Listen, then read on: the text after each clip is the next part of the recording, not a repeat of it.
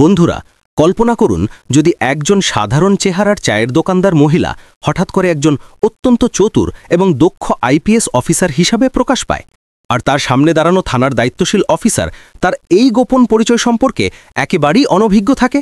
কি বিস্ফোরক পরিস্থিতি তৈরি হবে যখন সেই অফিসারের নজরে পড়বে রাস্তার ধুলোমাখা জীবনের কঠোর এবং কষ্টকর বাস্তবতা। এই অবিশ্বাস্য কাহিনী হল প্রিয়া মেহরার, একজন অসাধারণ মহিলা অধিকারীর জীবনী, যিনি তার কঠোর ইউনিফর্ম ত্যাগ করে একজন নিম্নমানের চায়ওয়ালির ছদ্মবেশ গ্রহণ করেছিলেন যাতে তার সত্যের কঠিন মুখোমুখি হতে পারেন। কিন্তু যখন ক্ষমতার অহংকারে অন্ধ থানার অফিসার তাকে একটা কড়া চর কষালেন, তখন যা ঘটল তা সমগ্র পুলিশ ব্যবস্থাকে ভিতর থেকে কাঁপিয়ে দিয়েছিল। তারপরের ঘটনা প্রবাহ দেখলে কোনো মানুষের চোখের কোঠায় বিশ্বাস করা যাবে না। আর এই গল্পটি সম্পূর্ণভাবে শোনার পর আপনাদের মনেও এই প্রশ্ন জাগবে যে এমন অসম্ভব ঘটনা কি সত্যিই ঘটতে পারে। তাই বন্ধুরা, এই রোমাঞ্চকর রহস্যের পুরো উন্মোচনের জন্য ভিডিওটি শেষ পর্যন্ত উপভোগ করুন। আর যদি আপনারা আমার চ্যানেলে প্রথমবারের মতো আসেন, তাহলে ভিডিওতে একটা হার্টফুল লাইক দিয়ে চ্যানেলটাকে সাবস্ক্রাইব করে নিন। চলুন তাহলে কোনো বিলম্ব ছাড়াই এই উত্তেজনাপূর্ণ যাত্রা শুরু করি এবং শুরু থেকে অনুসন্ধান করি যে ঠিক কিভাবে এই ঝড় উঠেছিল।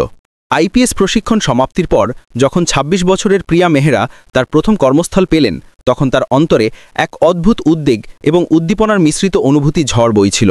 উদ্বেগ এই জন্য যে শিক্ষাগ্রন্থের পৃষ্ঠা থেকে বেরিয়ে এখন তাকে মুখোমুখি হতে হবে বাস্তব বিশ্বের অপবিত্রতা এবং কঠিন পরীক্ষামূলক ঘটনাবলীর সঙ্গে।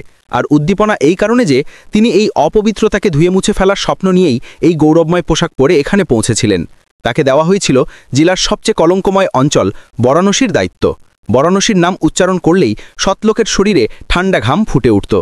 প্রিয়া এসপি সাহেবের সঙ্গে সাক্ষাৎ করলেন। এসপি সাহেব মিস্টার রায় ছিলেন একজন অভিজ্ঞ ব্যক্তি, যিনি সিস্টেমের চাপে কিছুটা ক্লান্ত হয়ে পড়েছিলেন। তিনি প্রিয়াকে লক্ষ্য করে হাসলেন। Welcome to the Real world Mehra. Varanasi তোমাকে শেখাবে সেই শিক্ষা যা প্রশিক্ষণ কেন্দ্র কখনো দিতে পারে না। প্রিয়া দায়িত্ব নিলেন এবং প্রথম কয়েক সপ্তাহ কাটালেন ফাইলপত্র এবং প্রাচীন নথিপত্রগুলো বোঝার কাজে। অল্পকালের মধ্যেই তার দৃষ্টির সামনে একটি নির্দিষ্ট ধারা প্রকট হয়ে উঠল। শহরের কেন্দ্রস্থলে অবস্থিত সদর থানা এক ধরনের অভিযোগের অন্ধকার গহ্বরে পরিণত হয়ে গিয়েছিল। সামান্য চুরি ডাকাতি থেকে জমির দখলদারি এবং নারীদের প্রতি অশ্লীল আচরণ পর্যন্ত প্রায় সব কেসই হয় নথিভুক্ত হতো না অথবা নিষ্ক্রিয়ভাবে আর্কাইভে রাখা হতো। কিন্তু সবচেয়ে অধিক অভিযোগ এসেছিল সদর থানার দায়িত্বশীল ইন্সপেক্টর বিজয় কুমারের বিরুদ্ধে। একদিন একজন বয়স্ক মহিলা, যার দৃষ্টিশক্তি প্রায় নিঃশেষ হয়ে গিয়েছিল, কম্পিতভাবে প্রিয়ার অফিসে প্রবেশ করলেন। তার পক্ষে একটি কাগজপত্র ছিল। তিনি বর্ণনা করলেন কিভাবে তার পুত্রের সামান্য জমির অংশে একজন প্রভাবশালী ব্যক্তি অধিকার দখল করে নিয়েছে। আর যখন তিনি সদর থানায় অভিযোগ দায়ের করতে গিয়েছিলেন, তখন ইন্সপেক্টর বিজয় কুমার তাকে অপমানজনক ভাষায় তাড়িয়ে দিয়েছিলেন। প্রিয়া সেই বয়স্কার চোখমণিতে অসহায়তার ছায়া লক্ষ্য করলেন। এই অসহায়তাই তাকে এই পোশাক গ্রহণে বাধ্য করেছিল। তিনি মহিলাকে পানীয় দিলেন এবং আশ্বাস প্রদান করলেন, আম্মা, আপনার কোনো উদ্বেগ করবেন না, আমি এই ঘটনার যত্ন নেব। সেই রাত্রিতে প্রিয়া নিদ্রাহীন রইলেন। তিনি বুঝতেন যদি তিনি আইপিএস অফিসারের পরিচয় সদর থানায় তদন্তে যান, তাহলে বিজয় কুমার এবং তার অনুগত সঙ্গীরা প্রাক সতর্কতা অবলম্বন করবে। সকল প্রমাণ ধ্বংস করা হবে এবং তার সামনে সবকিছু স্বাভাবিক বলে অভিনয় করা হবে। সত্যের মূলভূমিতে পৌঁছতে হলে তাকে সেই মূলের মধ্যে নিমজ্জিত হতে হবে। তাকে নোংরার গভীরে ডুব দিয়ে নোংরার বিস্তার অনুধাবন করতে হবে। তিনি একটি বিশাল এবং ঝুঁকিপূর্ণ সিদ্ধান্ত গ্রহণ করলেন। এমন এক সিদ্ধান্ত যা তার পেশাগত জীবনকে উন্নয়নও করতে পারত এবং ধ্বংসাও করতে পারত। তিনি প্রস্তুত হলেন তার পরিচয়কে আড়াল করার জন্য। তিনি আইপিএস অফিসার হিসাবে নয়, একজন সাধারণ নারী রূপে সত্য অনুসন্ধান করবেন। পরের দিন তিনি এসপি রায়ের সঙ্গে সাক্ষাৎ করলেন। তিনি তার সম্পূর্ণ কৌশল তার সামনে উপস্থাপন করলেন। রায় সাহেব এই শুনে বিস্মিত হয়ে গেলেন। মেহরা, এটা অত্যন্ত বিপজ্জনক হতে পারে। বিজয় কুমার একজন খপর ব্যক্তি। তোমার পরিচয় যদি ফাঁস হয়ে যায়? স্যার, যদি পরিচয় গোপন না থাকে এবং আমি এমনভাবে অফিসে অবস্থান করি, তাহলে সেই বয়স্ক আম্মার মতো অসংখ্য জীবন ধ্বংসপ্রাপ্ত হবে। আমাকে এটিই করতে হবে। কেবল আপনার সহযোগিতা প্রয়োজন। আপনি শুধু এইটুকু নজর রাখবেন যে আমার অবস্থান কোথায়। রায় সাহেব প্রিয়ার চক্ষুতে এক অটল দৃঢ়তা এবং সত্যপথের জ্বলন্ত শিখা লক্ষ্য করলেন। তিনি গভীর নিঃশ্বাস টেনে বললেন, ঠিক আছে, কিন্তু প্রত্যেক ২৪ ঘন্টায় তুমি আমাকে যে কোনো পদ্ধতিতে রিপোর্ট প্রেরণ করবে এবং তোমার পাশে সাধারণ পোশাকধারী একজন বিশ্বস্ত কনস্টেবল থাকবে দূরপাল্লায় নিরীক্ষণের জন্য। কৌশল প্রস্তুত হয়েছিল। আইপিএস প্রিয়া মেহরা কয়েক সপ্তাহের ছুটিতে যাচ্ছিলেন এবং তার স্থান নিচ্ছিলেন সায়রা, একজন সাধারণ নারী যাকে জীবিকা রক্ষার জন্য একটি ক্ষুদ্র চায়ের স্থাপন করতে হবে। প্রিয়া নিজেকে সায়রায় রূপান্তরিত করার প্রস্তুতি গ্রহণ করলেন। তিনি তার বিলাসবহুল ঘড়ি, সুগন্ধি এবং নামকরা পোশাকসমূহ আলমারিতে আবদ্ধ করলেন। তার স্থান নিলেন দুটি সাধারণ সালোয়ার কামিজ, একটি জরাজীর্ণ শাল এবং পদদ্বয়ের ক্ষয়ষ্ণু চপ্পল। তিনি কথাবার্তার হ্রাস করলেন এবং শ্রবণ বৃদ্ধি করলেন। তার অঙ্গিভঙ্গিতে এখন অধিকারীর অহংকারের পরিবর্তে এক সাধারণ নারীর সংকোচ এবং ক্লান্তির ছাপ পড়ছিল। তিনি শহরের একজন প্রবীণ এবং নির্ভরযোগ্য কনস্টেবল হাবিলদার হরি শর্মাকে তার কৌশলে যুক্ত করলেন। হরি শর্মা ৩০ বর্ষ ধরে এই বিভাগে ছিলেন এবং শহরের প্রতিটি শিরা নারীর সঙ্গে পরিচিত ছিলেন।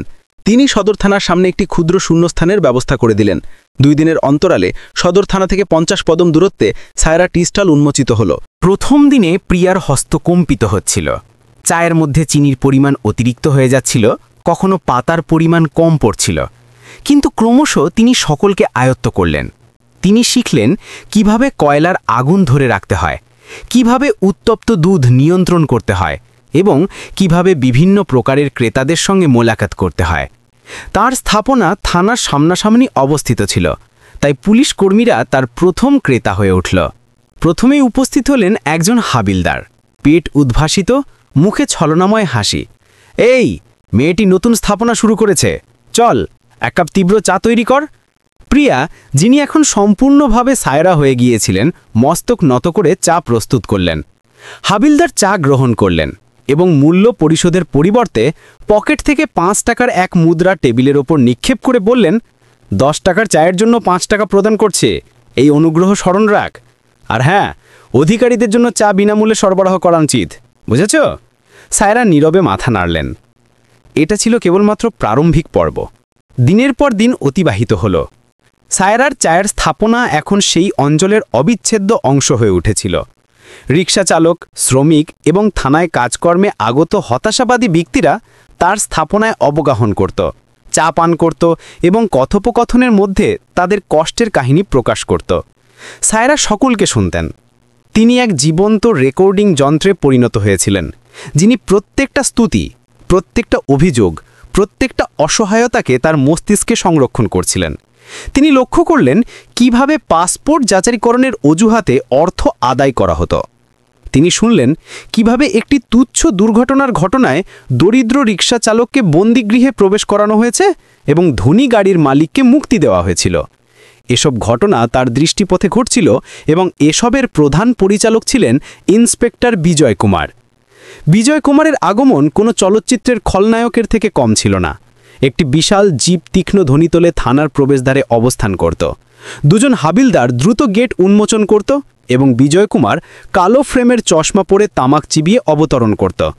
তার দৃষ্টিপাত যার ওপর পতিত হতো, সেই ব্যক্তি ভীতিতে কম্পিত হতে থাকত। বিজয় কুমার দৈনিক একবার সায়রার স্থাপনায় জিপ অবস্থাপন করত। একজন হাবিলদার অবতরণ করে চা সংগ্রহ করত এবং মূল্য না দিয়ে চলে যেত। বিজয় কুমার মধ্যে মধ্যে জিপের মধ্যে অবস্থান করেই সায়রাকে নিরীক্ষণ করত, যেন কোনো তুচ্ছ কীটপতঙ্গ। তার চক্ষুতে ক্ষমতার মাদকতা এবং নিম্নবিত্তদের প্রতি বিদ্বেষ স্পষ্টভাবে দৃশ্যমান ছিল। সায়রা তার সকল তথ্যসমূহ একটি ক্ষুদ্র ডায়েরিতে অনুলিপি করতে শুরু করেছিলেন, যাকে তিনি রাত্রিতে স্থাপনার নিম্নভাগে একটি গোপন স্থানে আত্মগোপন করতেন। প্রতি রাত্রি তিনি ছদ্মবেশ পরিবর্তন করে কনস্টেবল হরি শর্মার সঙ্গে সাক্ষাৎ করতেন এবং তাকে দিনভরের বিবরণ প্রদান করতেন, যা সরাসরি এসপি রায়ের কাছে পৌঁছে যেত। এসপি রায় প্রতিটি বিবরণ পাঠ করে বিস্ময়ানপন্ন হয়ে যেতেন। তাদের অনুমান ছিল যে থানা বিক্রয়প্রাপ্ত হয়েছে, কিন্তু অবস্থা যে এতটা দুর্বিষহ হবে তা তারা কল্পনাও করেননি। তিনি প্রিয়াকে অতিরিক্ত প্রমাণ সংগ্রহের নির্দেশ দিলেন, যাতে বিজয় কুমারকে সরাসরি ধরাধামে গ্রেপ্তার করা যায়। একটি আবহাওয়ায় ভরা দুপুরে সূর্য যেন জ্বলন্ত লাভা নিক্ষেপ করছিল। সায়রা তার স্থাপনায় অবস্থান করে উড়ন্ত পতঙ্গ তাড়াচ্ছিলেন। তখনই সড়কে একটি উত্তেজনা দেখা দিল। একটি জরাজীর্ণ সাইকেল রিক্সা অজান্তে ইন্সপেক্টর বিজয় কুমারের উজ্জ্বল জিপে সামান্য স্পর্শ করেছিল। রিক্সা চালক ছিলেন একজন রোগাটে বৃদ্ধ, নাম রামু চাচা। বিজয় কুমার ক্রোধে উন্মত্ত হয়ে জিপ থেকে অবতরণ করলেন। তুই কি অন্ধ হারামজাদা? চোখ নেই? আমার নতুন যানবাহনে দাগ পড়ে গেল। রামু চাচা ভয়ে কম্পিত হতে লাগলেন। তিনি হাত মিলিয়ে প্রার্থনা করতে লাগলেন, ক্ষমা করুন সাহেব, ভুল হয়েছে, আমি দরিদ্র, কোথা থেকে ক্ষতিপূরণ দেব? কিন্তু বিজয় কুমারের মনে হয় সেদিন তার প্রভাব প্রদর্শনের উপযুক্ত সময় ছিল। তিনি রামু চাচার কলার ঝেপে ধরে তাকে একটি প্রচণ্ড চর কষালেন। তুই ক্ষতিপূরণ দেবি? তোর যোগ্যতা আছে ক্ষতিপূরণ দেওয়ার? চরটি এতটাই শক্তিশালী ছিল যে রামু চাচা ভূমিতে পতিত হলেন। তার ওষ্ঠ থেকে রক্তপাত শুরু হলো। আশেপাশে জনতা জড়ো হলো, কিন্তু কারো সাহস হলো না কোনো কথা উচ্চারণের। সকলে নীরবে দৃশ্য উপভোগ করছিল। বিজয় কুমারের ক্রোধ তখনও প্রশমিত হয়নি। তিনি রামু চাচাকে লাথির আঘাত শুরু করলেন। আজ আমি তোকে বোঝাবো পুলিশের সঙ্গে সংঘর্ষের ফলাফল কি হয়। এসব ঘটনা সায়রার চক্ষুর সামনে সংঘটিত হচ্ছিল। তার অন্তরের আইপিএস অধিকারী জাগ্রত হয়েছিল। তার শিরায় সঞ্জীবনী ফুটছিল। তিনি জানতেন যে তার পরিচয় রক্ষা করতে হবে, কিন্তু একজন অসহায় ব্যক্তিকে তার দৃষ্টিগোচরে পেটানো তার জন্য অসাধ্য ছিল। তার অন্তরের মানবতা তার প্রশিক্ষণকে অতিক্রম করেছিল। তিনি নিজের অবস্থান থেকে উঠে জনতাকে বিদীর্ণ করে অগ্রসর হলেন। বিরত হন সাহেব, তাকে ছেড়ে দিন, এই দুঃখী মানুষটি মৃত্যুবরণ করবে। সায়রার স্বরে একটি অপরিচিত সাহসিকতা ছিল। বিজয় কুমার ঘুরে তাকালেন। একজন তুচ্ছ চায়ওয়ালি থেকে বাধা দিচ্ছে। তার অহংকার আরও উত্তপ্ত হলো। তুই কে রে মধ্যবর্তী কথা বলার? অতিরিক্ত সহানুভূতি জাগছে? যা এখান থেকে সরে যা, নইলে এর যা করছি তোরও তাই করব। এটা অন্যায় সাহেব, আপনারা আইনের পাহারাদার, আপনারা এইভাবে কারো প্রতি হস্তক্ষেপ করতে পারেন না। আইন শব্দটি শুনে বিজয় কুমার উচ্চ কণ্ঠে হাসতে শুরু করলেন। তুই আমাকে আইনের পাঠ দেবি? আমি এখানকার আইন, আর তুই আজ আমাকে শিক্ষা দেওয়ার সাহস করেছিস? বলতে বলতে বিজয় কুমার অগ্রসর হলেন। জনতার নিস্তব্ধতা প্রবাহিত হলো। সকলে শ্বাসরোধ করে উদ্বিগ্নভাবে দেখছিল। বিজয় কুমার তার হাত উত্তোলন করলেন। বায়ুকে ছিন্ন করে সেই হাত সরাসরি সায়রার গালে প্রহার করল। একটি তীব্র ফটাস ধ্বনি প্রতিধ্বনিত হলো। সায়রার মস্তক ঘুরে গেল। তার কানের শব্দহীনতা নেমে এসেছিল। গালে পুড়ে যাবার অনুভূতি ছিল, কিন্তু সেই পোড়ার চেয়েও বেশি দাহ জ্বলছিল তার অন্তরে। এই চটটি যে কেবলমাত্র সায়রাকে আঘাত করেছিল তা নয়, এই চটটি আইপিএস প্রিয়া মেহরাকে আঘাত করেছিল। এই চটটি সেই পোশাককে আঘাত করেছিল যার অপমাননা বিজয় কুমারের মতো ব্যক্তিরা সৃষ্টি করছিল। এই চটটি ব্যবস্থার মুখে একটি কঠোর প্রহার ছিল। এক্ষণের জন্য সর্বত্র নীরবতা নেমে এলো। বিজয় কুমার তার বিজয়ের ওপর হাস্যময়ী ছিলেন। তিনি মনে করেছিলেন তিনি আরেকটি তুচ্ছ প্রাণীকে তার সীমা বুঝিয়ে দিয়েছেন, কিন্তু তিনি ভুল পথে ছিলেন। সায়রা মন্দ গতিতে তার মস্তক উত্তোলন করলেন। তার চক্ষুতে এখন আর জলধারা বা আতঙ্ক ছিল না। তার চক্ষুতে ছিল এক অস্বাভাবিক নির্মলতা এবং ঝড়ের পূর্বাভাসের মতো এক নীরবতা। তিনি মন্দভাবে তার পকেট থেকে একটি ক্ষুদ্র জীর্ণ মোবাইল ডিভাইস বের করলেন। জনতা এবং বিজয় কুমার সকলে অবাক হয়ে গেল যে এই চাওয়ালি এখন কি করবে। তিনি একটি নম্বর ডায়াল করলেন। ডিভাইসটি তৎক্ষণাৎ উত্তরিত হল। সায়রার স্বর এখন পরিবর্তিত হয়েছিল। তাতে আর কোনো দুর্বলতা ছিল না, কেবল ছিল কর্তৃত্বপূর্ণতা। এসপি সাহেব, আমি প্রিয়া মেহরা কথা বলছি। সদর থানার সরাসরি সামনে একটি দল প্রেরণ করুন, এক্ষুনি। বিজয় কুমার যখন এসপি সাহেব এবং প্রিয়া মেহরার নাম শুনলেন, তার মুখের বর্ণহীনতা সৃষ্টি হলো। তিনি অনুভব করলেন যেন কেউ তার পদতলে ভূমি অপসারণ করেছে। তার শ্রবণেন্দ্রিয়ে বিশ্বাসযোগ্যতা ছিল না। এই তুচ্ছ চাওয়ালি প্রিয়া মেহরা, সেই নবীন আইপিএস মহিলা। তার মস্তিষ্কে সকল ঘটনা বিদ্যুতের মতো উদ্ভাসিত হলো। নবীন মহিলার ছুটিতে প্রস্থান, ঠিক তখনই এই চাওয়ালির স্থাপনা উদ্বোধন, তার সর্বক্ষণ থানার নিকটবর্তিতা, সকল কিছু স্পষ্ট হয়ে উঠল। তার কপালে বিন্দু বিন্দু ঘামের ফোঁটা দ্যুতিমান হতে লাগল। 5 মিনিটের মধ্যবর্তী সময় যা ঘটল তা কোনো ব্যক্তির কল্পনারও অতীত ছিল। 3টি পুলিশের জিপ তীব্র সাইরেনের সঙ্গে সেখানে উপস্থিত হয়ে থামল। নিজেই এসপি রায় তার যান থেকে অবতরণ করলেন। তিনি জনতা পর্যবেক্ষণ করলেন, ভূমিতে শায়িত রামু চাচিতে পর্যবেক্ষণ করলেন এবং অতঃপর সায়রার দিকে দৃষ্টিপাত করলেন, যার গালে 5টি আঙ্গুলের চিহ্ন অঙ্কিত হয়েছিল। এসপি রায় অগ্রসর হয়ে অন্য কাউকে নয়, বরং সেই চাওয়ালি সায়রাকেই একটি শক্তিশালী স্যালুট প্রদান করলেন। ম্যাডাম, এই একক মুহূর্ত সেখানকার প্রত্যেক ব্যক্তিকে হতবাক করে তুলেছিল। বিজয় কুমারের জগৎ যেন সমাপ্ত হয়ে গিয়েছিল। তিনি পাথরের প্রতিমার মতো অচল হয়ে গিয়েছিলেন। জনতায় ফিসফিসানি শুরু হয়ে গেল। এ তো চাওয়ালি সাহেব, কেন তাকে স্যালুট করছেন? প্রিয়া এসপি রায়ের স্যালুটের প্রত্যুত্তরে মস্তক নাড়লেন। তারপর তিনি ধীরগতিতে অগ্রসর হয়ে বিজয় কুমারের সামনে অবস্থান গ্রহণ করলেন। তার চক্ষুতে এখন সেই জ্বলন্ত শিখা ছিল, কিন্তু এখন তার গোপিত ছিল না। ইন্সপেক্টর বিজয় কুমার, প্রিয়ার স্বর এতটাই স্পষ্ট এবং বলিষ্ঠ ছিল যে জনতায় একটি পিনও পড়লে শোনা যেত। তুমি তো এখানকার আইনের প্রতীক, তাই না? তাহলে শোনো, এখন প্রকৃত আইন কি নির্দেশ দেয়। অতীত 15 দিন ধরে আমি আইপিএস প্রিয়া মেহরা সায়রা হয়ে তোমার প্রত্যেকটি ক্রিয়াকলাপ পর্যবেক্ষণ করছিলাম। পাসপোর্ট যাচাইকরণের অজুহাতে তুমি আকাশ চাচার কাছ থেকে 5,000 টাকা গ্রহণ করেছ, তার রেকর্ডভুক্ত আছে। জমির বিবাদে তুমি নির্মাণকারীর সঙ্গে সহযোগিতায় রামলালের নথিপত্র অদৃশ্য করে দিয়েছ, তারও সাক্ষী রয়েছে, প্রমাণ রয়েছে। আর আজ তুমি তোমার পোশাকের, তোমার প্রভাবের সবচেয়ে নৃশংস রূপ প্রকাশ করেছ। প্রিয়া তার পকেট থেকে একটি ক্ষুদ্র ডায়েরি এবং একটি পেন ড্রাইভ বের করলেন। এতে তোমার সকল অপকর্মের বিস্তারিত বিবরণ রয়েছে, সাক্ষীদের বিবৃতি রয়েছে, তারিখসমূহ রয়েছে এবং সেই অডিও নথিভুক্তিও রয়েছে যখন তুমি তোমার মধ্যস্থতাকারীদের সঙ্গে লেনদেন করছিলে। তিনি এসপি রায়ের দিকে ফিরে বললেন, স্যার, ইন্সপেক্টর বিজয় কুমারকে তাৎক্ষণিকভাবে স্থগিত করা হোক। এর বিরুদ্ধে জনসেবক হিসেবে হিংসাত্মক আচরণ, দুর্নীতি এবং পদের অপব্যবহারের অভিযোগে এফআইআর নিবন্ধন করা হোক এবং এই মুহূর্তেই এটাকে গ্রেফতার করা হোক। এসপি রায় তার অধীনস্থদের আঙ্গুলিক সংকেত দিলেন। দুজন কনস্টেবল অগ্রসর হয়ে কম্পিতভাবে বিজয় কুমারের হাতে কড়া পরিলেখন করলেন। যে ব্যক্তি গতকাল পর্যন্ত নিজেকে এই অঞ্চলের রাজা মনে করত, সে আজ একটি নিজল ইঁদুরের মতো মস্তক নত করে দাঁড়িয়েছিল। প্রিয়া ভূমিতে অধবস্থানকারী রামু চাচার নিকট গেলেন। তিনি তাকে সহায়তা করে উত্থাপিত করলেন। চাচা, ভয় করো না, এখন আর কেউ তোমাকে উত্ত্যক্ত করবে না। তোমার চিকিৎসার সুব্যবস্থা হবে এবং তোমাকে ন্যায় বিচারও প্রদান করা হবে। রামু চাচার চক্ষু থেকে অশ্রু প্রবাহিত হতে লাগল। তিনি হাত জুড়ে বললেন, তুমি তো কোনো দেবতা মেয়ে। প্রিয়া স্মিত মুখে বললেন, আমি দেবতা নই চাচা, আমি কেবল আমার দায়িত্ব পালন করছি। এই ঘটনা সমগ্র পুলিশ বিভাগকে কাঁপিয়ে দিয়েছিল। অপারেশন চাওয়ালির নওনাথ সংবাদ বন্যার মতো ছড়িয়ে পড়ল। দুর্নীতিগ্রস্ত পুলিশ কর্মীদের মধ্যে আতঙ্ক প্রবেশ করল এবং সাধারণ জনগণের অন্তরে প্রথমবারের মতো পুলিশের প্রতি শ্রদ্ধা এবং আস্থা জন্ম নিল। সদর থানাকে পুরোপুরি পুনর্গঠিত করা হলো। নতুন এবং নির্ভয় অধিকারীদের নিয়োগকরণ করা হলো।